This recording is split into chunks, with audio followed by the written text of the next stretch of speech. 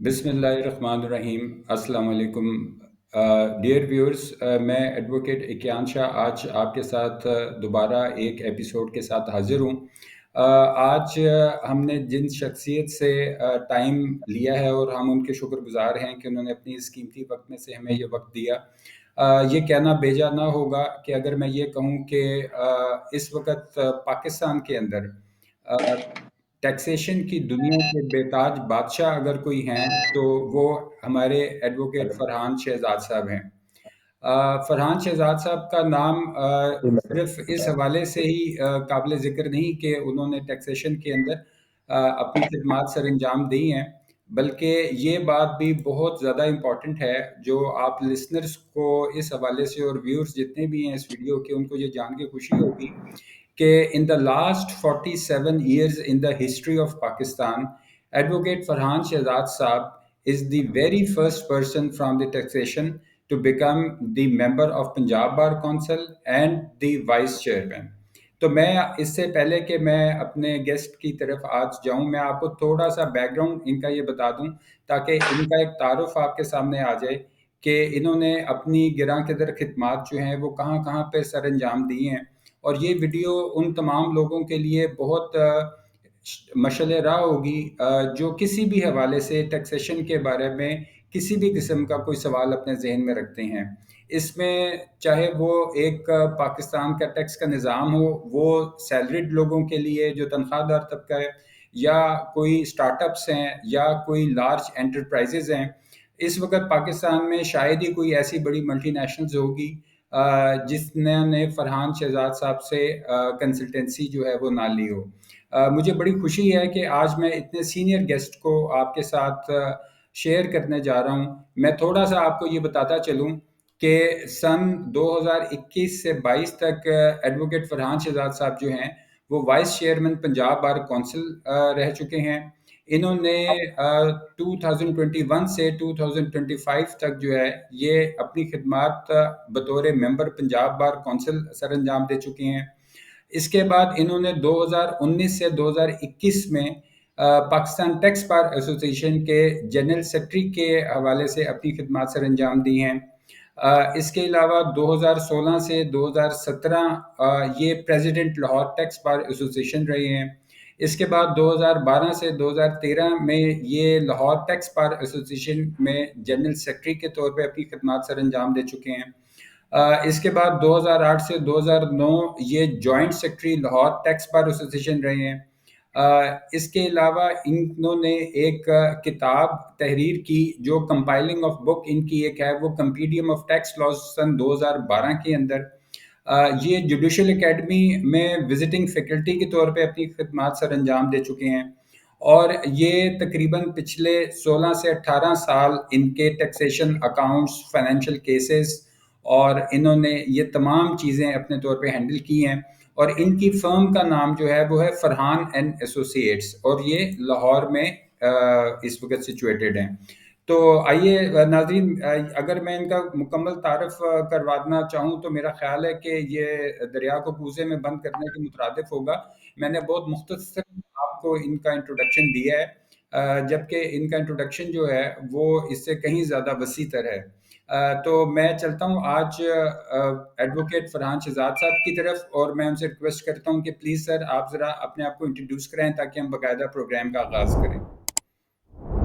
बिस्मिल्लाहिर्रहमानिर्रहीम। साहबजादा इक्यान साहब, आपका बहुत शुक्रिया। सबसे पहले आपने तमाम इंट्रोडक्शन तो खुद ही करवा दिया और आपने इतना ज़्यादा मेरे मुतल्लिक़ खुद कह दिया है कि जो अल्लाह ताला का शुक्र है, माँ-बाप की दुआएँ हैं और ये तमाम मेरे सीनियर्स की, इसमें मोहम्मद नईम शाह साहब हैं, राना मुनीर हुसैन साहब हैं और अब एहसन बून साहब और आज़म नज़ीर तारिक साहब, जिनकी तमाम इन कोशिशों, काविशों से मैं आज आपके सामने मौजूद हूँ। बाकी कोई भी इंसान कभी भी मुकम्मल नहीं होता किसी भी प्रोफ़ेशन के हिसाब से या पॉलिटिक्स के पॉइंट ऑफ व्यू से। तो हमेशा का रोज़ाना का एक नया दिन, वो सीखने का एक नया अमल जारी रहता है।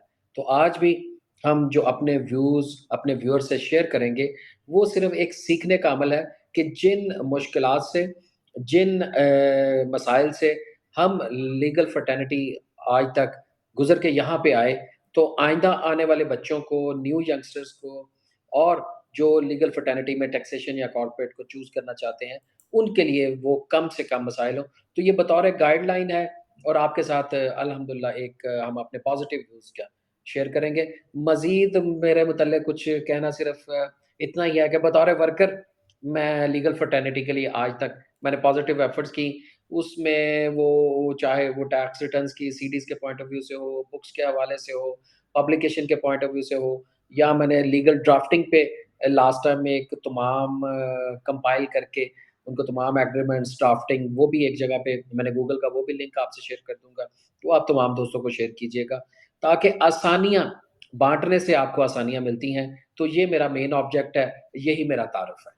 अच्छा जी, आपने एडवोकेट फरहान शहज़ाद साहब ने मैं अपने नाज़रीन के सामने ये मतलब कहने से जो है वो गुरेज़ नहीं करूँगा कि बहुत इख्तिसार से काम लिया है और कसरत नफ़सी से इन्होंने अपने आप को बताया। जबकि ये हमारे पाकिस्तान में एक इंस्टीट्यूशन की हैसियत रखते हैं।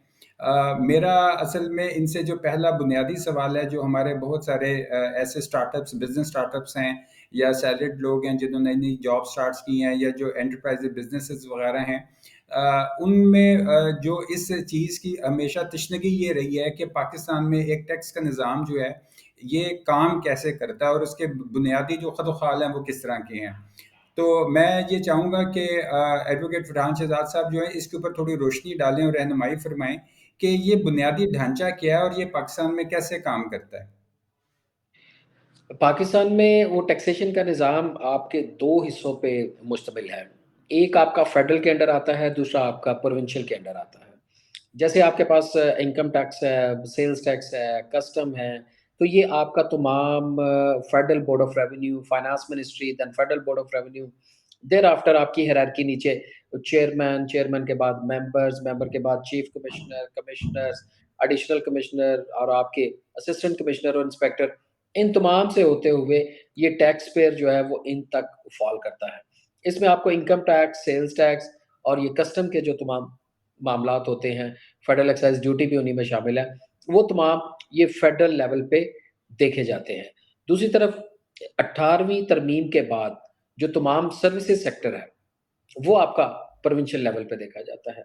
वो आपका केपीके, बलोचिस्तान, सिंध, पंजाब, इवन इस्लामाबाद और आपका एजेके, आज़ाद जम्मू कश्मीर, वो अलहदा अपने तमाम मामलात को प्रोविंशियल लेवल पे जैसे आपके प्रॉपर्टी के हैं या सर्विसेज़ के मैटर हैं, तो वो तमाम सेक्टर्स आपके प्रोविंशियल लेवल पे देखे जाते हैं। लेकिन जब हम कंसल्टेंसी में आते हैं, तो फिर हम इन तमाम फेडरल, प्रोविंशियल इन तमाम टैक्सेस को एज़ ए होल अपने ऑफ़िस में देखते हैं और अपने जो टैक्स पेयर्स हैं, अपने जो क्लाइंट्स हैं, उनके लिए उनकी कंसल्टेंसी दी जाती है। सेकंड स्टेज पे हमारे साथ वो कॉर्पोरेट सेक्टर आता है, जो कंपनी से रिलेटेड होता है, जिसमें तमाम जॉइंट वेंचर्स हैं, अमाल्गमेशंस हैं, ड्राफ्टिंग हैं, इन तमाम के जो इश्यूज़ हैं, आपके windings up of the companies हैं, फिर आपके जॉइंट वेंचर्स हैं, जो कि लोकल कंपनीज़ और इंटरनेशनल कंपनीज़ के साथ, उन तमाम को वो यहाँ पे देखा जाता है। तो अगर आप specific income tax, sales tax और कस्टम की तरफ आएँ, तो आपको रजिस्ट्रेशन से ये प्रोसेस शुरू करते हुए देयर आफ्टर आपकी उनके मंथली रिटर्न फाइलिंग्स भी है, आपकी एनुअल रिटर्न फाइलिंग भी है। उसके बाद आपके खिलाफ असेसमेंट ऑर्डर्स हैं, असेसमेंट ऑर्डर की अपील फाइल की जाती है। इनकम टैक्स में अलहदा उसका है, सेल्स टैक्स में अलहदा क्राइटेरिया है। अब ये सारा सिस्टम क्योंकि इनलैंड रेवेन्यू के अंडर आता है और उसको मेन जो अगर आप कोई भी डिस्ट्रिक्ट देखें तो उसका चीफ कमिश्नर उसको होल्ड कर रहा होता है, उसको हेड कर रहा होता है। उसके बाद आपका कमिश्नर है, कमिश्नर के बाद जैसे मैंने पहले बताया एडिशनल कमिश्नर और असिस्टेंट कमिश्नर वो देख रहे होते हैं। अगर उनके असेसमेंट ऑर्डर से आपको कोई इश्यू, कोई प्रॉब्लम हो, तो आप फिर कमिश्नर अपील के पास विदिन 30 डेज़ अपील फाइल करते हैं। अगर आप कमिश्नर अपील के उस ऑर्डर से भी सैटिस्फाइड नहीं हैं, तो आप within 60 days appellate tribunal inland revenue में अपनी अपील फाइल कर सकते हैं। देयर आफ्टर अगर आप इन दोनों अपीलेट फोरम से सैटिस्फाइड नहीं हैं, तो आप फिर हाई कोर्ट में रेफरेंस की तरफ जाते हैं। कुछ केसेस में टैक्सेशन में डायरेक्ट आपके पास रिट ज्यूरिसडिक्शन भी अवेलेबल है और अगर डिपार्टमेंट के एम्प्लॉइज़ के खिलाफ आपके कोई इश्यूज़ हैं, तो आप मैल एडमिनिस्ट्रेशन में, नॉन वर्किंग में, नॉन फंक्शन की सूरत में आप एफटीओ फेडरल टैक्स ओम्बड्समैन के पास भी उनकी कंप्लेंट्स फाइल कर सकते हैं, तो वहाँ से भी उनके पास इक्विवेलेंट टू जज, high court and supreme court वो पावर्स मौजूद होती है। इसी तरह अगर आप प्रोविंशियल टैक्सेशन सिस्टम में आए तो आपके पास पंजाब रेवेन्यू अथॉरिटी, पंजाब का इदारा मिलेगा, सिंध रेवेन्यू बोर्ड आपको सिंध में होगा, केपीके अथॉरिटी अलहदा है, बलूचिस्तान रेवेन्यू अथॉरिटी अलहदा है, इस्लामाबाद कैपिटल टेरिटरी ये आपको अलहदा सर्विसेज सेक्टर में मिलते हैं, जिसमें आपकी होटलिंग, कैटरिंग, आईटी, आपकी इंजीनियरिंग, आपकी डॉक्टरेट, आपकी ये तमाम कॉन्ट्रैक्चुअल सर्विसेज ये आपकी प्रोविंशियल लेवल पे मैनेज की जाती हैं, देखी जाती हैं, उनका टैक्सेशन सिस्टम वहाँ से कलेक्ट होके तो फिर आप जो फेडरेशन के साथ है उसका शेयर करते हैं। दूसरी तरफ वो जो फेडरल बोर्ड ऑफ रेवेन्यू के पास इनकम टैक्स, सेल्स टैक्स और कस्टम है, इनकी तीनों की ज्यूरिसडिक्शन वो अलहदा आपके पास फ़ॉल करती है, तो आप उसके साथ-साथ इन चीज़ों को लेके चलते हैं। इसमें सर मैं आपसे ये एक छोटी-सी ये गुज़ारिश ये इस हवाले से करना चाहूँगा कि हमारे आपने बड़ा तफ़सील और मुफ़स्सिल जो है वो इसके ऊपर जो है बयान किया है इस सारे मामलात को कि एक बुनियादी ढांचा जो पाकिस्तान में कैसे काम करता है। मेरा इस वक़्त जो एक बहुत बुनियादी सवाल ये है कि इस वक़्त अगर आप देखें तो एक चीज़ जो आम तौर पे जो देखी जाती है वो ये है कि बहुत सारे ऐसे नॉन प्रोफेशनल लोग होते हैं मार्केट के अंदर जो मुख्तलिफ कंपनीज को या इंडिविजुअल्स को जो है वो टैक्सेशन के एतबार से कंसल्टेंसी दे रहे होते हैं और एंड ऑफ द डे ये होता है कि वो आगे जाके किसी न किसी ऐसी सिचुएशन में एक प्रॉब्लमेटिक सिचुएशन में फंस जाते हैं जहां उनको शदीद परेशानी का सामना करना पड़ता है। तो इस पे ये रोशनी डालिएगा कि जब कोई अपने टैक्सेशन के मामलात किसी कॉम्पिटेंट फोरम और कॉम्पिटेंट एक कंपनी या फर्म के साथ या एक कॉम्पिटेंट एडवोकेट के साथ डिस्कस करता है या शेयर करता है या उनकी सर्विसेज कंसल्टेंसी की लेता है, तो इन दोनों में क्या बुनियादी फ़र्क है? क्या साहब इसमें मैं डे 1 से थोड़ा-सा इसमें रिवर्स सोचता हूँ, कि जो नॉन प्रोफ़ेशनल लोग हैं, उनकी तादाद शायद कुछ ज़्यादा है, लेकिन उनके पास क्वालिटी ऑफ वर्क नहीं है। उनके पास क्वांटिटी ऑफ वर्क ज़रूर है, क्वालिटी ऑफ वर्क नहीं है। क्योंकि ये भी ब्लेसिंग है कि उन्हें काम नहीं आता या वो प्रोफ़ेशनली उसको उस तरीके से हैंडल नहीं कर पाते या कर सकते। उनमें से बहुत सारे एडवोकेट्स नहीं हैं। इसमें अनफॉर्च्युनेटली जो एफबीआर के प्राइवेट एम्प्लॉइज़ हैं, वो प्राइवेटली अपनी प्रैक्टिस करते हैं। तो वो जब उन केसेस को ख़राब करते हैं या उन केसेस से जो लोग मुतासिर और मुतनफ़्फ़र होके वो फिर प्रोफ़ेशनल कंसल्टेंट को आज भी हायर करने की वो कोशिश में होते हैं। उनका लोकेट करना ही सबसे बड़ा मसला है। अगर आप पूरा पंजाब देख लें, पूरा पाकिस्तान देख लें, तो आपको लाहौर में ही ये तादाद शायद 500 या 1000 से ज़्यादा नहीं मिलेगी। आपकी 2 करोड़ की आबादी है, जिसमें 3 से 4 मिलियन के टैक्स पेयर्स मौजूद हैं। उनमें से 1.5 मिलियन जो है वो पंजाब से फ़ॉल करते हैं। उनमें से अपनी शेयरिंग करते-करते तो आप ये देखें कि 500 से 700 के नंबर आपको मिलेगा, जिसमें चार्टर्ड अकाउंटेंट्स भी शामिल हैं, जिसमें आईटीपीज़ भी शामिल हैं, जिसमें एडवोकेट्स भी शामिल हैं। अगर मैं ये आपको तादाद और लिमिटेड करता जाऊँ, तो आपको high court, supreme court, tribunal और अपीलेट वर्ग पे ये तादाद 50 की भी नहीं मिलेगी, कि इतनी कम तादाद में इन स्पेशल लॉज़ की तरफ लोगों का रुझान है, लोगों की तवज्जो है। वो सिर्फ़ और सिर्फ़ चंद लोग जो स्पेसिफ़िक सिर्फ़ और सिर्फ़ अपने एक्सपेंसेस पॉइंट ऑफ व्यू से या शुरू में क्योंकि जब नया लॉयर या नया एडवोकेट आता है तो उसको ज़रूरत होती है ऑब्वियसली हैंड टू माउथ होते हैं, हम भी इसी स्टेज से गुज़रे हैं। लेकिन उनका फ़ोकस अर्निंग की तरफ शायद हो जाता है, हालाँकि अगर उस स्टेज पे वो लर्निंग पे फ़ोकस करें, तो चीज़ें आपकी बेहतर हो जाती हैं। इन 18 और 20 साल की वकालत के बाद इंसान एक इस स्टेज पे होता है कि अल्टीमेटली आपके पास पॉज़िटिव आपका क्लाइंट, आपका एक सिटिंग एनवायरनमेंट, आपका अपना ऑफ़िस और आप एक पढ़े-लिखे माहौल में अपने क्लाइंट्स को भी डील करते हैं, कोर्ट्स में भी आपकी प्रेस्टीज होती है, आपकी रिप्यूट होती है और उसके मुताबिक आप अपने क्लाइंट से अच्छी फ़ीस भी चार्ज कर सकते हैं और उनको अच्छा गाइड भी कर सकते हैं।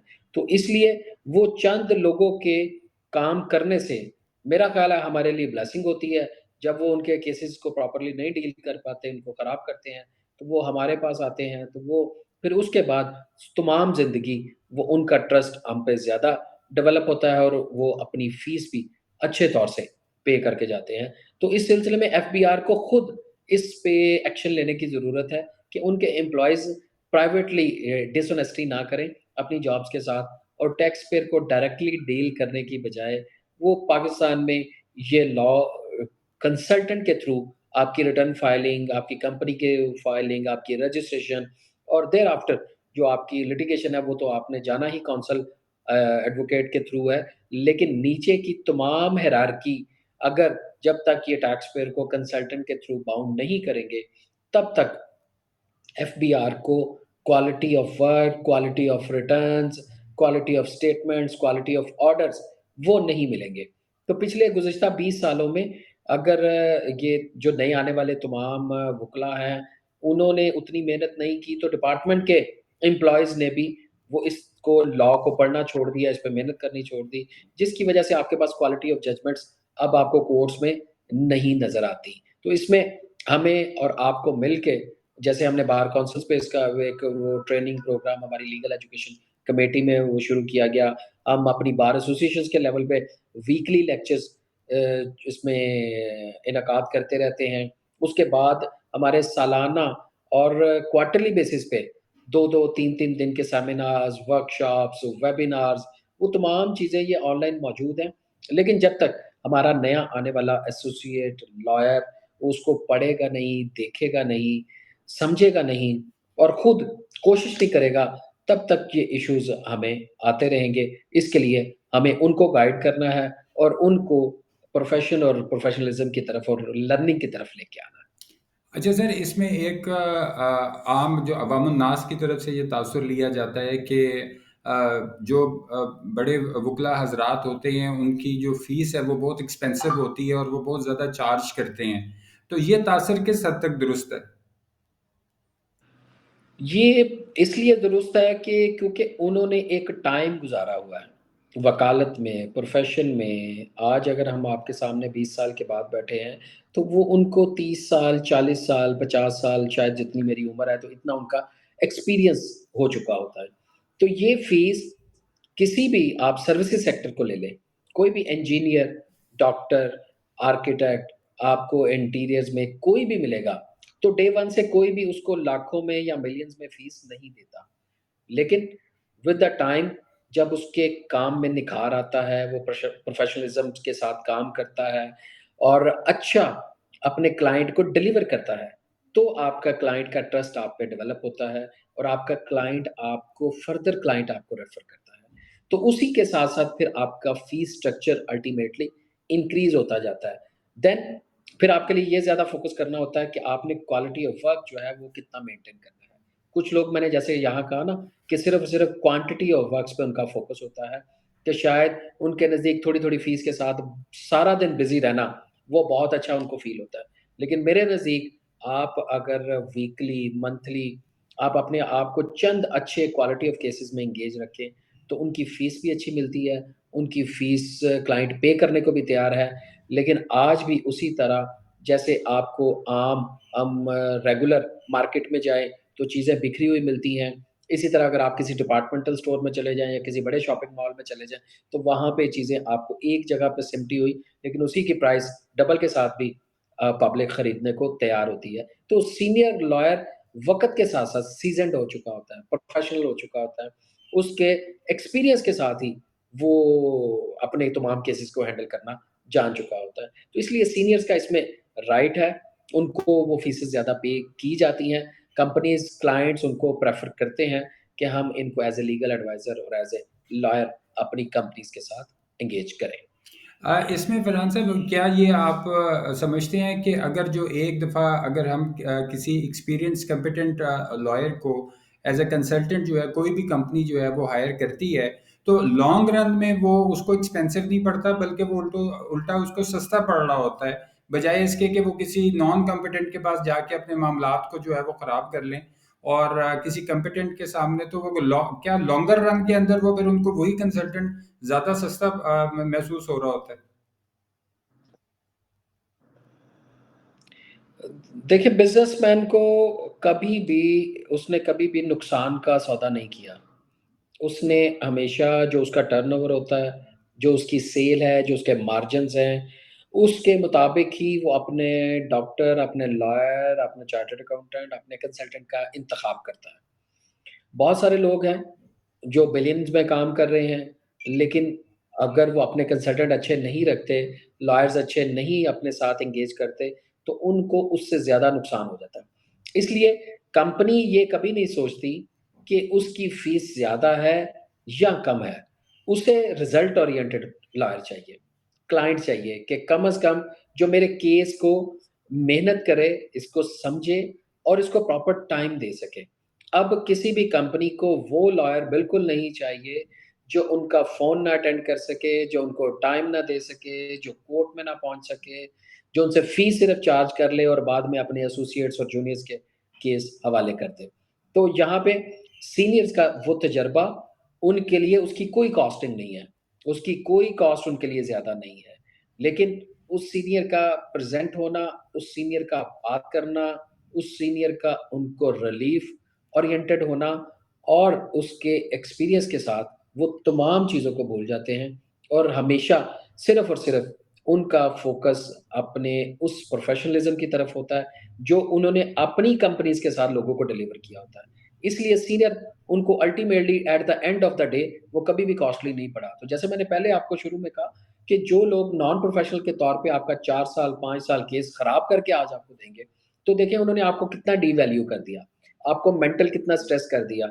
आपके केसेस को ख़राब करके अगर वो हाई कोर्ट और सुप्रीम कोर्ट के लेवल पे आपके हैंडओवर करेंगे, तो आपके पास वो पिछले 2-3 फोरम्स जहाँ पे आप केसेस को लीगली और फैक्चुअली दोनों पे आप देख सकते हैं और उसको प्रोफ़ेशनली डील कर सकते हैं, वो आप नहीं कर पाएँगे।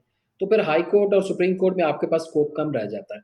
इसलिए वो ये सोचते हैं कि हम डे 1 से अपनी कंपनीज़ के साथ एक अच्छा ग्रुप ऑफ एडवोकेट्स, एक अच्छा पैनल ऑफ एडवोकेट्स उसको साथ शामिल करें, ताकि हमें सिविल, क्रिमिनल, टैक्सेशन, अकाउंट्स और बैंकिंग और इस तरह से जो-जो उनके मसाइल हैं रेगुलरली जो नॉर्मली कॉर्पोरेट सेक्टर में कंपनीज़ में आपको फेस करने होते हैं, तो उसके मुताबिक अब पैनल ऑफ एडवोकेट्स का कॉन्सेप्ट है।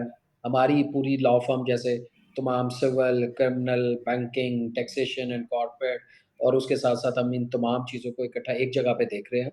तो इस हवाले से अब कंपनीज़ की ये प्रायोरिटी और प्रेफ़रेंस है कि हमें ये तमाम services under one roof available हो। ना कि मैं ए के लिए ए लॉयर करूँ, बी प्रॉब्लम के लिए बी के पास जाऊँ, सी प्रॉब्लम के लिए सी के पास जाऊँ, डी प्रॉब्लम के लिए डी के पास जाऊँ।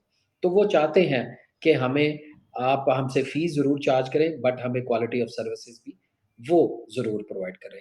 तो इसलिए उन दोस्तों का फिर वो शुक्रिया अदा करते हैं कि ऑब्वियसली अगर इनसे कोई चीज़ नॉन प्रोफ़ेशनल की वजह से ये ख़राब हुई है, तो कंपनीज़ को फिर अल्टीमेटली एक दफ़ा समझ आ जाती है कि मुझे हाई फ़ीस के साथ हाई सर्विसेज़ ही रेंडर करनी है। अच्छा सर, इसमें मैं एक बड़ा बुनियादी सा सवाल है, वो ज़हनों में आता है और आपको मालूम है कि जैसे आजकल एंटरप्रेन्योरशिप जो है, वो बहुत ज़्यादा कॉमन हो रही है और ज़्यादा लोग जो हैं वो बिज़नेस स्टार्टअप्स की तरफ आते हैं।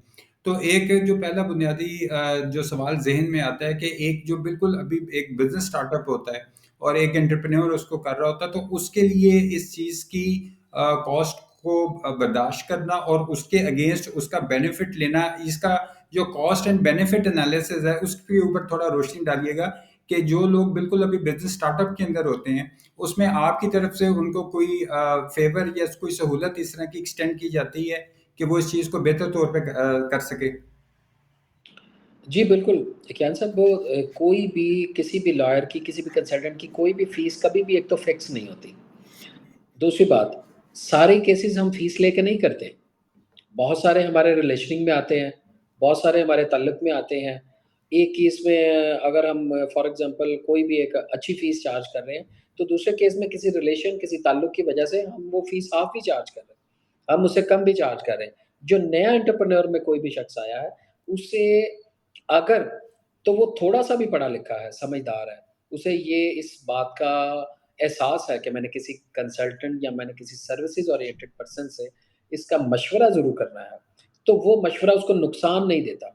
अगर वो शुरू में कर ले, तो वो मशवरा हम बतौर अमानत उसके लिए हमारे पास फ्री मौजूद है, कि आप डिस्कस करें कि आपका एंटरप्रेन्योर आपको क्या ज़रूरत है, आप इनकम टैक्स में सिर्फ रजिस्टर्ड होना चाहिए, आपको सेल्स टैक्स में जाना चाहिए, आपको पीआरए पंजाब रेवेन्यू अथॉरिटी के साथ आपकी सर्विसेज़ फ़ॉल करती हैं, आपके कस्टम के क्या इश्यूज़ हैं, आपके अदरवाइज़ इसके अलावा मेन जी। कल को किन-किन डिपार्टमेंट्स हैं, सोशल सिक्योरिटी है, लेबर है, ईओपीआई है, तो आपको इनके साथ कहाँ-कहाँ एक्साइज़ एंड टैक्सेशन है, तो कहाँ-कहाँ रजिस्टर्ड होना ज़रूरी हो सकता है। उन तमाम जो रिक्वायरमेंट है, वो एक आम पर्सन उनको कोई भी इदारे वाला नहीं बता सकता, जब तक कि वो किसी कंसल्टेंट से इसको डिस्कस नहीं करेंगे। तो अगर वो न्यू एंटरप्रेन्योर भी आए और वो काम शुरू करना चाहता है, तो उसके लिए उस कंसल्टेंसी में कोई फ़ीस नहीं।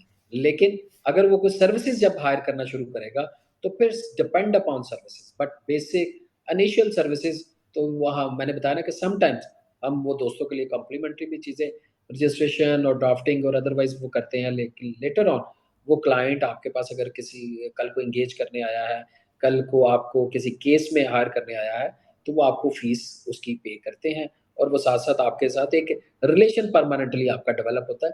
ये ट्रस्ट बिल्डिंग एक रिलेशन है, जो एक लॉयर का अपने क्लाइंट के साथ होना चाहिए।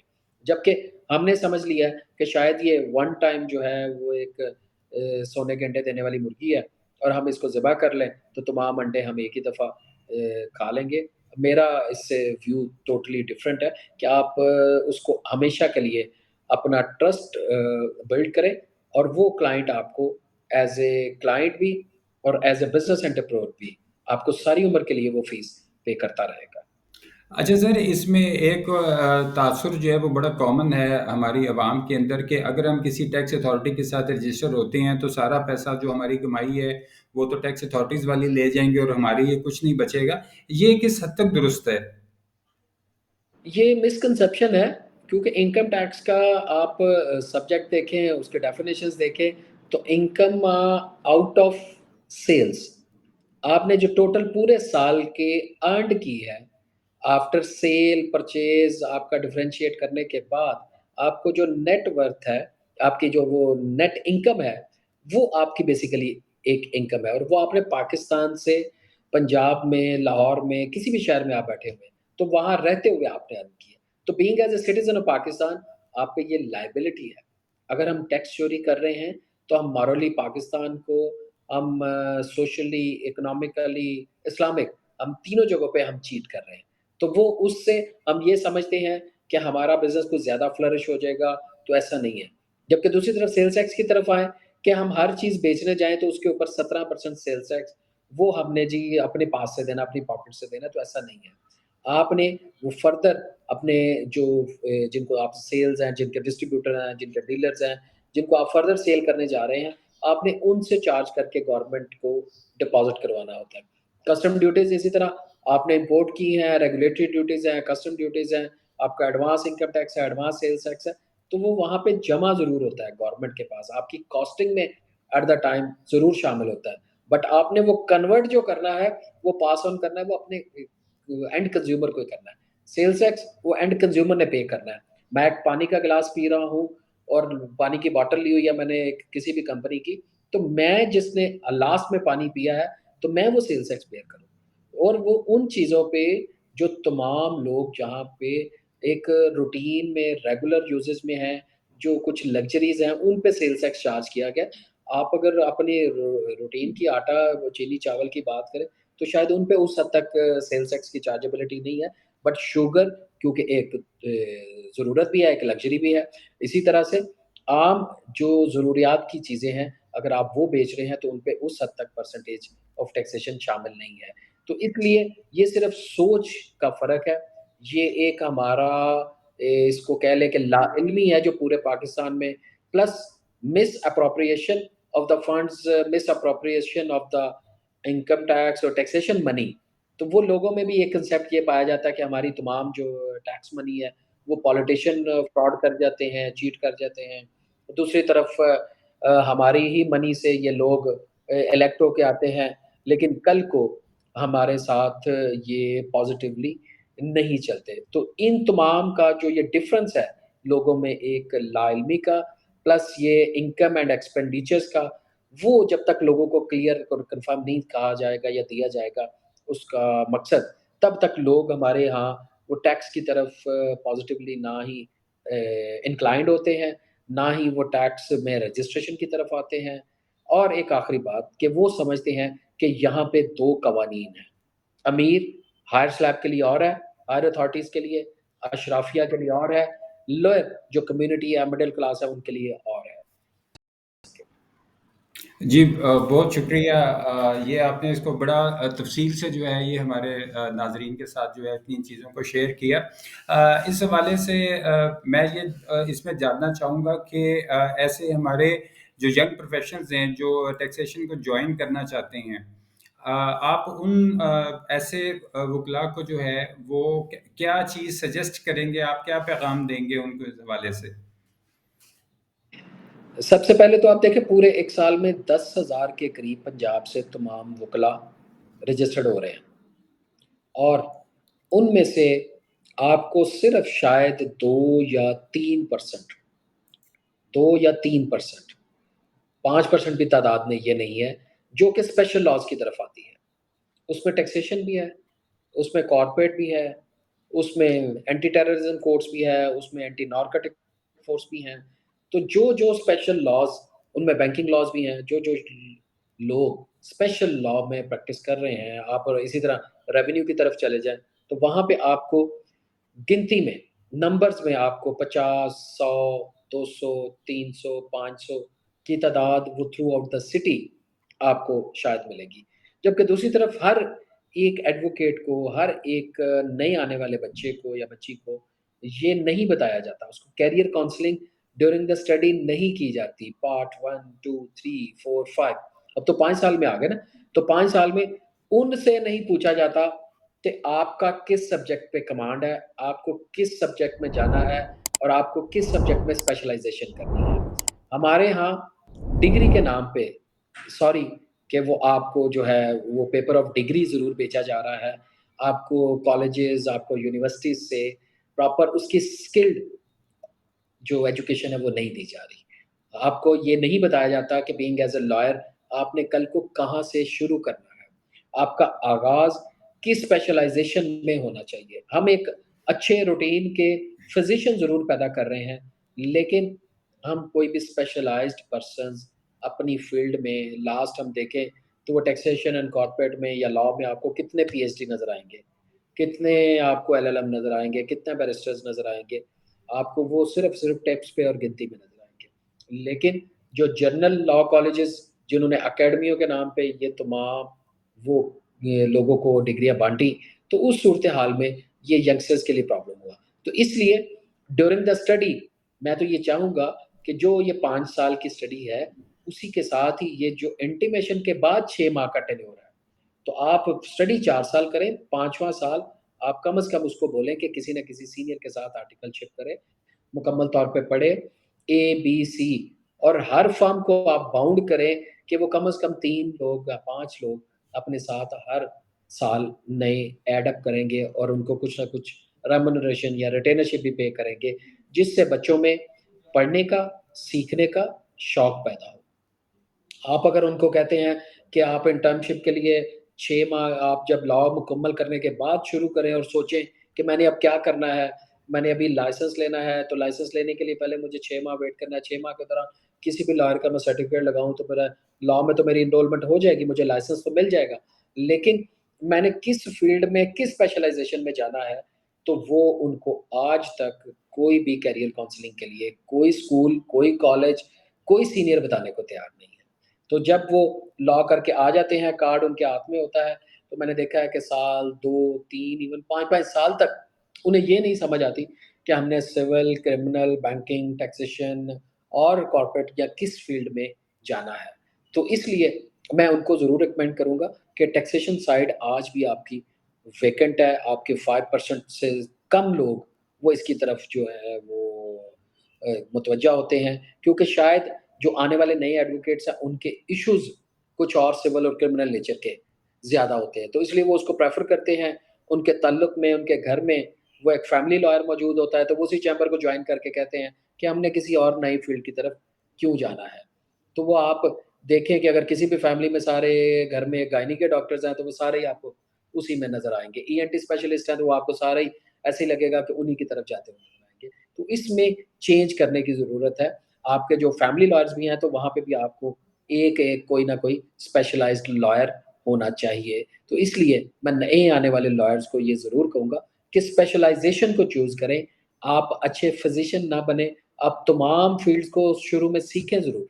6 माह, साल आपको सिविल, क्रिमिनल, बैंकिंग, टैक्स आपको इसकी नो हाउ ज़रूर होनी चाहिए कि इसमें आपने क्या-क्या कोर्स कहाँ-कहाँ अवेलेबल हैं, कहाँ-कहाँ आपके क्लाइंट को कल को ज़रूरत हो सकती है। लेकिन स्पेशलाइज़ेशन एक चूज़ करें और उसके लिए आपको कोई भी एक अच्छा सीनियर जो कि आपको बता सके, सिखा सके, ना कि सिर्फ़ और सिर्फ़ सारा दिन बिठा के एक अच्छे क्लर्क का काम ना ले, उसको ज़रूर चूज़ करें।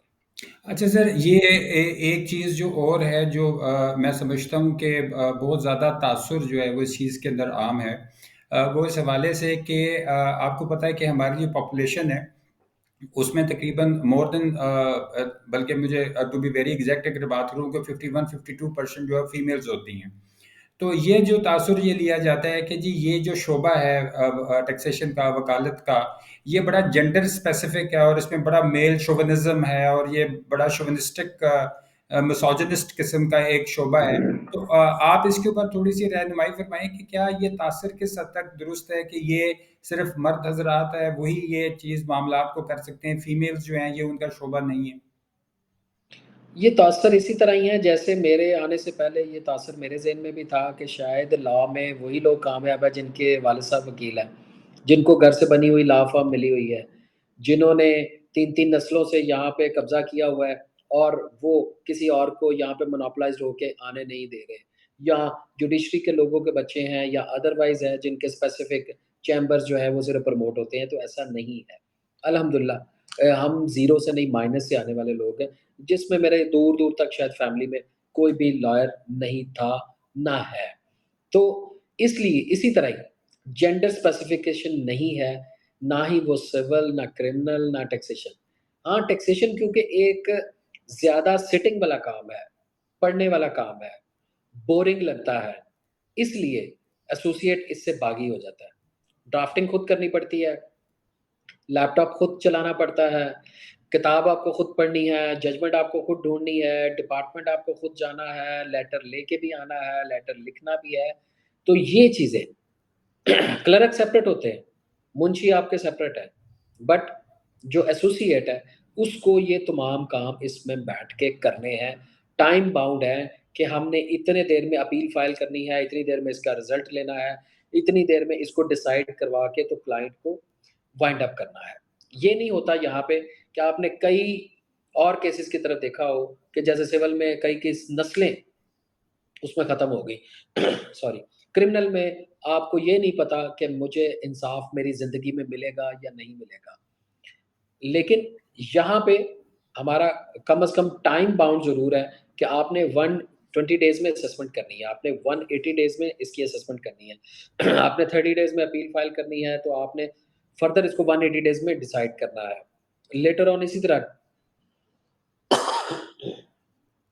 आपका वो टैक्सेशन में कम से कम आपके पास एक टाइम ओरिएंटेड वो काम जो है, वो ज़रूर मौजूद होता है। तो इसलिए वो जेंडर खुद इस पे शायद उस तरह फ़ोकस नहीं कर पाती। वो शायद इसको समझती हैं कि ये फिगर्स का काम है, ये मैथमेटिक्स का काम है, तो इसलिए वो थोड़ा-सा अवॉइड कर जाते हैं और ड्राई होने की वज़ह से शायद इसको अवॉइड कर देते हैं। अच्छा, अच्छा, अच्छा। नहीं हमारा इंशाअल्लाह ताला ये जो है एक छोटा-सा सिलसिला है, ये हमारा मतलब इसमें जारी रहेगा आपके साथ और जिस तरह की आपकी माशाल्लाह कंसल्टेंसी है और इस वक़्त मतलब पूरे पाकिस्तान के अंदर जो है आप अपनी कंसल्टेंसी दे रहे हैं। और आपने ये चीज़ भी हाइलाइट की है इसमें इस वक़्त के अगर कोई बिल्कुल स्टार्टअप्स हैं, बिज़नेस स्टार्टअप्स हैं, तो उनको भी आप गाइडेंस वगैरह प्रोवाइड करते हैं और उनको प्रॉपर ऐसी गाइडेंस जो कि उनको as a long term business के अंदर उनके काम आ सकती है। तो इस हवाले से अगर आपको कांटेक्ट करना हो तो कोई भी आपसे बरह रास्त रब्ता करना चाहे तो आप अपने ज़रा थोड़ा से कांटेक्ट डिटेल्स जो है वो हमारे नाजरीन के साथ ये शेयर कर लें कि आपको किस तरह बरह रास्त कांटेक्ट किया जा सकता है। देखिए साहब मैं डे 1 से 2002 से इस फ़ील्ड में मौजूद हूँ और आज तक मेरा मोबाइल नंबर एक है। अच्छा। आज तक मेरा नंबर 24 घंटे 24/7 बंद नहीं होता, अच्छा। ठीक अच्छा। है। ईमेल कॉन्टैक्ट मौजूद है, व्हाट्सएप मौजूद है। किसी वजह से किसी मसरूफ़ियत में, कोर्ट्स में, मीटिंग्स में, अदर्स में रिप्लाई ना कर सकें, बेसमेंट में सिग्नल्स ना हो और इश्यू हो, आउट ऑफ कंट्री हो या फैमिली के साथ कहीं एंगेज हो, तो उस टाइम की मैं माज़रत चाहता हूँ। अदरवाइज़ कोशिश की है दोस्तों को, एडवोकेट्स को, वो विदाउट जेंडर डिस्क्रिमिनेशन उनको असिस्ट किया है। आप शायद इस चीज़ पे बिलीव नहीं करेंगे कि मैंने शुरू में लोगों को उनके ऑफ़िसेज़ में जाके टैक्स रिटर्न्स की जब इंस्टॉलेशन हम कंप्यूटराइज़ शुरू की थी, तो मैंने उनके ऑफ़िसेज़ में जाके उनको सिखाया था। फिर हमने बार लेवल पे लेक्चर्स किए, फिर हमारे लेक्चर्स ऑनलाइन रिकॉर्डेड मौजूद हैं। तो अभी भी वो मेरा एक ही नंबर 032194025999 वो अवेलेबल है। सर ये रिपीट ज़रा उस कर पे दीजिएगा दोबारा। 032194025999 जी, जी। ये सिंगल नंबर आज भी मेरा अवेलेबल है। 9 टू 6 मेरे ऑफ़िस की टाइमिंग है। मॉर्निंग कोर्ट्स की माफ़ी दे दें, दरमियान में आपके ऑफ़िस में अवेलेबल होते हैं, सेकंड हाल्फ में भी अवेलेबल होते हैं। बट विद रिस्पेक्ट कि किसी भी टाइम अगर कोई दोस्त आए, तो just make me a call या फिर मेरे ऑफ़िस एसोसिएट्स भी हैं, मेरे असिस्टेंट हैं, उनसे भी टाइम करके तो वो ज़रूर तशरीफ़ ला सकते हैं। मेरा ये सेम नंबर 0335 के साथ 0359402599 वो मेरी असिस्टेंट के पास है, तो उनको भी कॉल करके आप ज़रूर टाई अप कर सकते हैं। तो इस तरीके से मैं एक टैक्सेशन का और बेनिफिट बताता चलूँ कि जो नया लॉयर है, टैक्सेशन का क्लाइंट उस पे रिलाय और ट्रस्ट करने को तैयार होता है। जबकि सिविल, क्रिमिनल और अदर जो केसेज़ हैं, उनके लिए वो सोच रहा होता है कि मैं कोई 50 प्लस का लॉयर ही देखूँ, जो कि अच्छा हो, 40 प्लस का हो, जिसकी बाल सफ़ेद हो चुके हों, उसको ग्लासेस लग चुके हों और सर पे बाल रह ना गए हों, तो शायद वो एक अच्छा लॉयर होता है। तो अच्छा। ऐसा ये कॉन्सेप्ट नहीं है। यहाँ पे एक ये पॉज़िटिव ज़रूर बेनिफिट है कि आपको शुरू की एज में भी क्लाइंट मिलने शुरू हो जाते हैं, चाहे वो लोअर फीस के साथ कैटेगरी में हो और दूसरा ये फ़ायदा है कि ये क्लाइंटेज आपके परमानेंट है। अगर आप जब तक के उनके साथ पॉज़िटिव चलते रहें, तो वो सारी ज़िंदगी आपके साथ पॉज़िटिव चलते रहते हैं। अच्छा सर, बिज़नेस स्टार्टअप्स के बारे में और इन चीज़ों के बारे में तो आपने बड़ी तफ़सील के साथ ज़िक्र किया गाइडेंस के हवाले से, लेकिन मैं ये जानना चाहूँगा अपने नाज़रीन के हवाले से कि जो अभी बिल्कुल रिसेंटली ग्रेजुएट्स हैं या अपने लास्ट ईयर में, फाइनल ईयर में हैं, अगर उनको आपसे गाइडेंस लेनी पड़े, तो क्या उनके लिए भी आपके दरवाज़े खुले हैं? जी, बिल्कुल, जो इस फ़ील्ड में आना चाहता है, इस फ़ील्ड में नहीं भी आना चाहता, तो प्रोफ़ेशनल कंसल्टेंसी के पॉइंट ऑफ व्यू से मैं तो चाहूँगा कि कॉलेजेस को चाहिए कि फाइनल ईयर के स्टूडेंट्स को सीनियर्स को बुलवाएँ और उनको फाइनल ईयर के स्टूडेंट्स को वहाँ पे फर्दर फ्यूचर कंसल्टेंसी के हवाले से ज़रूर लेक्चर्स करें। उनको ज़रूर गाइड करें कि आपके पास option A, B, C, D ये मौजूद हैं। आप यहाँ इन फ़ील्ड्स पे काम कर सकते हैं और प्लस इन फ़र्म्स के साथ आपको अप्लाई करने का ये प्रोसीजर है, यहाँ पे आप जॉइन कर सकते हैं। उन फ़र्म्स को चाहिए कि अपनी वो रिटेनरशिप की और अपनी इसकी जो इंटर्नीज़ की 3, 4, 5 सीट्स हैं वो वेकेंट रखें, ताकि वो आएँ और सीख के अगर अपना काम कर लेंगे, तो वो सारी ज़िंदगी आपको दुआएँ देंगे। तो इसलिए इंटर्नी आपका licence holder, non licence holder, final year, किसी भी साल में आना चाहे तो मोस्ट वेलकम। मेरे दिल, दिमाग और दरवाज़े सब खुले हैं। चलें, नहीं, बहुत शुक्रिया सर, आपने बहुत कीमती वक़्त दिया। हमारा ये जो एक छोटा-सा सिलसिला है, इसमें हम ये कोशिश करते हैं कि हमारी जो गुफ्तगू है, वो बहुत ज़्यादा खुश्क ना रहे और जो नाज़रीन हैं, वो किसी चीज़ को महज़ूज़ भी हो सकें किसी चीज़ से। तो आपकी प्रैक्टिस का कोई बड़ा कोई इंटरेस्टिंग इंसिडेंट जो आपको आज भी याद हो, वो आप हमारे नाज़रीन के साथ शेयर करें। अगर आप उसको इंटरेस्टिंग वाक़यात की कहें तो टैक्सेशन मैंने आपको जैसे बताया कि वो है ड्राई सब्जेक्ट। यहाँ पे वो लैला मजनू वाली कहानियाँ तो होती नहीं है, लव स्टोरीज़ तो होती नहीं है। वो आप क्या कहें कि शादी और तलाक और डाइवोर्स वाले केसेज़ तो आते नहीं हैं। लेकिन टैक्सेशन का एक सबसे अच्छा पॉज़िटिव पहलू ये रहा कि मेरे उस्ताद ने हमेशा मेरी रहनुमाई की। राना मुनीर हुसैन साहब हैं, नईम शाह साहब हैं, उसके बाद अभी जब मैंने आपको बताया कि पॉलिटिक्स के हवाले से एहसन लोन साहब और आज़म नज़ीर तारड़ साहब, तो इनको पूछने से, इनके साथ डिस्कस करने में मैंने कभी भी हेजिटेट नहीं किया। और माँ-बाप की दुआएँ तो हमेशा से ही हैं। तो इसलिए इंटरेस्टिंग वाक़यात आपको पॉलिटिक्स में बहुत सारे यहाँ पे मिलेंगे और ऑनवर्ड आपको जो हमारे लोकल टूर्स होते हैं, जो हमारे वकला के, हमारी कम्युनिटी के और इंटरनेशनल टूर्स होते हैं, वहाँ पे बहुत सारे वाक़यात ज़रूर हैं। लेकिन टैक्सेशन का ऑब्वियसली थोड़ा-सा सब्जेक्ट ड्राई रहा। इसमें मेरी कोशिश जब मैं पंजाब जुडिशियल अकेडमी में होता था, तो जो तमाम सिविल जजेस को पढ़ाया जाता था, उनको पढ़ाने से ज़्यादा मेरा जगाने पे फ़ोकस होता था, कि वो पूरा टाइम जागते रहें, तो वो अपने मेरे इस टेन्योर का पंजाब जुडिशियल अकेडमी का जो ये टाइम था, वो सबसे इंटरेस्टिंग था कि मैं उनको पढ़ाने से ज़्यादा सिर्फ़ जगाने पे फ़ोकस रखता था, कि ये सुनते हुए सो ना जाएँ और इनके लिए ये चीज़ बोरिंग ना हो जाए। तो आइंदा भी मैं चाहूँगा कि आपके जो आने वाले बाकी फ़ील्ड्स के लोग हैं, वो टैक्सेशन को समझें। टैक्सेशन के जो लोग हैं, वो बाकी फ़ील्ड के साथ अपने आप को डिफरेंशिएट ना करें, एक-दूसरे के साथ मिल-जुल के, घुल-मिल के एज़ अ कम्युनिटी हम हैं।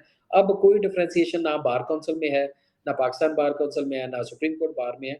तो ऐसे ही हमारी लीगल फ्रेटर्निटी में भी आपको कैटेगरी ए, बी, सी नहीं बनानी चाहिए कि शायद वो ये कोई और क्लास है, वो कोई और क्लास है और वो कोई और क्लास है। तो ये तमाम विदाउट एनी जेंडर डिस्क्रिमिनेशन ये तमाम इकट्ठे as a community without any grouping आपकी पॉलिटिक्स में रहे, लेकिन जब कम्युनिटी की बात हो, प्रोफ़ेशन की बात हो, जब आपके वक़ार की बात हो, आपके राइट की बात हो, उस सूरत में मैं ये ज़रूर चाहूँगा कि आप as a whole as a community ज़रूर सर्व करें और कोशिश करें कि अपने क्लाइंट्स के साथ, अपने सीनियर्स के साथ और अपनी जो तमाम कम्युनिटी के साथ है, उसको पॉज़िटिव अप्रोच करें, रिस्पॉन्स करें। किसी का काम नहीं भी कर सके, उसको सुनें ज़रूर, उसको समझें ज़रूर। जो एफ़र्ट आपसे हो सके, वो आप करें। अगर नहीं हो सका, तो शायद इसमें कोई रब की बेहतरी होगी। जी, बहुत शुक्रिया सर, आज आपने अपने कीमती वक़्त में से जो हमें वक़्त दिया। मैं इस बात पे बहुत मुतमईन हूँ कि आज की बातें जो हमारे नाज़रीन और सामीन जो हैं वो जिन्होंने ये सारा देखा और सुना, ये चीज़ उनके लिए जो है वो आने वाले दिनों में मशले राह साबित होगी। मैं एंड में अपने नाज़रीन से ये गुज़ारिश करना चाहता हूँ कि वैसे तो एडवोकेट फ़रहान शहज़ाद साहब ने जो है वो बड़ी तफ़सील से ये गुफ्तगू की और उसमें तमाम जो ऐसे पहलू हैं उनके ऊपर रोशनी डाली। लेकिन अगर आप अभी भी ये समझते हैं कि कोई ऐसी तशनगी रह गई है, अगर आपको कोई ऐसा पॉइंट क्लियर नहीं हुआ, तो आप हमारे बहुत ही रिस्पेक्टेड और सीनियर मोस्ट जो एडवोकेट फरहान शहजाद साहब हैं, उनसे बराह रास्त जो है वो रब्ता कर सकते हैं, उनको कॉन्टैक्ट कर सकते हैं, उनसे मीटिंग का टाइम जो है वो स्केड्यूल कर सकते हैं। और उन्होंने इसी वीडियो के अंदर जो है वो अपना नंबर जो है वो भी आपके साथ शेयर किया है। मेरी ये कोशिश होगी कि ये नंबर जो है ये मैं स्क्रीन के ऊपर भी जो है वो आपको डिस्प्ले में आ जाएगा, ताकि अगर आपको इनसे कांटेक्ट करना है तो आप डायरेक्टली इनको कांटेक्ट कर सकते हैं। टैक्सेशन की दुनिया में एक अथॉरिटी की हैसियत रखते हैं हमारे एडवोकेट फरहान शहजाद साहब। और मैं ये कहने में अपने आप को बजा समझता हूँ कि नहायत मिलनसार हैं, नहायत कॉम्पिटेंट और नहायत प्रोफेशनल। मतलब ये वो खसूसियात जो अमूमन हमें, अगर हम इस प्रोफेशन में जाएं तो अब ढूंढे से भी नहीं मिलती। तो ये उन लोगों के लिए एक बड़ी खुशकिस्मती होगी कि उनका तारुफ जो है वो एडवोकेट फरहान शहजाद साहब के साथ हुआ। मैं इस चीज़ में अपने नाजरीन को जो है वो ये ज़रूर डायरेक्ट ये करूँगा कि अपने किसी भी मामले में जो टैक्सेशन के हवाले से है और गाइडेंस के हवाले से है, बिज़नेस के हवाले से है, बिज़नेस स्टार्टअप के हवाले से है, तो आपने कंसल्टेंसी लेना या ना लेना ये एक अगला कदम है। लेकिन गाइडेंस के लिए जो है वो एडवोकेट फरहान शहजाद साहब के दरवाजे हर वक्त खुले हैं। उनका जो नंबर है वो ऑन है, उसको व्हाट्सएप पे भी मौजूद है। तो आप उनके असिस्टेंट से भी टाइम ले सकते हैं, उनसे बरह रास्त भी बात कर सकते हैं। और ये चीज़ें जो है आने वाले दिनों में हम दोबारा ज़हमत देंगे सर को कि वो हमें अपने मज़ीद जो है वो ये टाइम उसमें से कुछ वक्त हमारे लिए निकाला करें, ताकि हम ज़्यादा से ज़्यादा चीज़ें जो हैं वो इस डिजिटल मीडिया के अंदर और सोशल मीडिया पे आपके साथ शेयर करें। इस पूरी वीडियो का ये मकसद था कि तमाम ऐसे शुकूक व शुबहात जो लोगों के जहनों में एक कॉम्पिटेंट प्रोफेशनल एडवोकेट्स के हवाले से होते हैं, उनके अंदर क्लैरिटी आ सके और वो ये जान सकें, क्योंकि इसमें अक्सर सही कॉम्पिटेंट पर्सनैलिटी प्रोफेशनल को लोकेट करना ही एक बहुत बड़ा काम। आप समझ लें कि अगर आपने किसी कॉम्पिटेंट प्रोफेशनल को लोकेट कर लिया, आइडेंटिफाई कर लिया, तो आप समझ लें कि आपने अपने आधे से ज़्यादा काम जो है वो मुकम्मल कर लिया है। ठीक है, तो मैं इस हवाले से इस फोरम से आपसे जिन एडवोकेट हजरात जिनका तारफ़ आपके साथ करवाया है, उसमें आप ये समझें कि मैंने आधे से ज़्यादा आपका काम कर दिया है, कि जिसमें आपका आज तारफ़ जो है वो एडवोकेट फरहान शहजाद साहब के साथ हुआ है। मज़ीद आप किसी भी अपने मामले की क्लैरिटी के लिए, डिस्कशन के लिए, गाइडेंस के लिए आप राब्ता कर सकते हैं, विज़िट कर सकते हैं, मीटिंग का टाइम शेड्यूल कर सकते हैं, और अगर आप स्टूडेंट हैं तो आप इनसे गाइडेंस भी ले सकते हैं। और किसी भी प्रोफेशनल से गाइडेंस लेना जो है वो इस हवाले से बहुत अहम होता है कि जब आप अपनी फ्यूचर प्लानिंग कर रहे हों। आखिर में मैं एडवोकेट फरहान शहजाद साहब से इजाज़त चाहूँगा, और इजाज़त चाहने से पहले मैं चाहूँगा कि वो यंगस्टर्स के लिए कोई मैसेज देना चाहें, तो वो प्लीज़ अपना मैसेज रिकॉर्ड करवा दें। आपका बहुत शुक्रिया ज्ञान साहब, आपने टाइम दिया। यंगस्टर्स के लिए मेरा यही मैसेज है कि डे 1 से अपने आप को फ़ोकस करें, लर्निंग की तरफ तवज्जो दें, अर्निंग आपके साथ होती जाएगी, ये नहीं रुकेगी। लेकिन अपने आप को सिर्फ़ प्रोफ़ेशन की तरफ फ़ोकस करके स्पेशलाइज़ेशन एक टारगेट सेट करें कि मैंने पाकिस्तान में ही रहना है, पाकिस्तान के लिए, पाकिस्तान अपने लिए, अपनी कौम के लिए मैंने काम करना है, तो आपके पास यहाँ बहुत सारे रास्ते, बहुत सारे आसमान जो हैं आज भी वो खुले हैं। जी, बहुत शुक्रिया। देखिए नाज़रीन, बहुत खूबसूरत बात के साथ इख्तिताम किया एडवोकेट फरहान शहजाद साहब ने। मैं बहुत शुक्रगुज़ार हूँ, आपने वक़्त निकाला आज हमारे लिए, और हमारे नाज़रीन का भी शुक्रगुज़ार हूँ कि उन्होंने इस वीडियो को देखने के लिए वक़्त निकाला। हम आइंदा भी इस तरह की वीडियोज़ जो हैं वो एडवोकेट फरहान शहजाद साहब के साथ करते रहेंगे, ताकि ज़्यादा से ज़्यादा जो विज़डम है वो आपके साथ हम शेयर कर सकें। मैं आज के लिए अपने नाज़रीन से इजाज़त चाहूँगा। नेक्स्ट एपिसोड से तक इंशाअल्लाह ताला आप अपना, अपने गिरदोनवा के लोगों का ख्याल रखिएगा। बहुत शुक्रिया, thank you very much. Advocate इक्यान शाह को इजाज़त दीजिए। अल्लाह हाफ़िज़।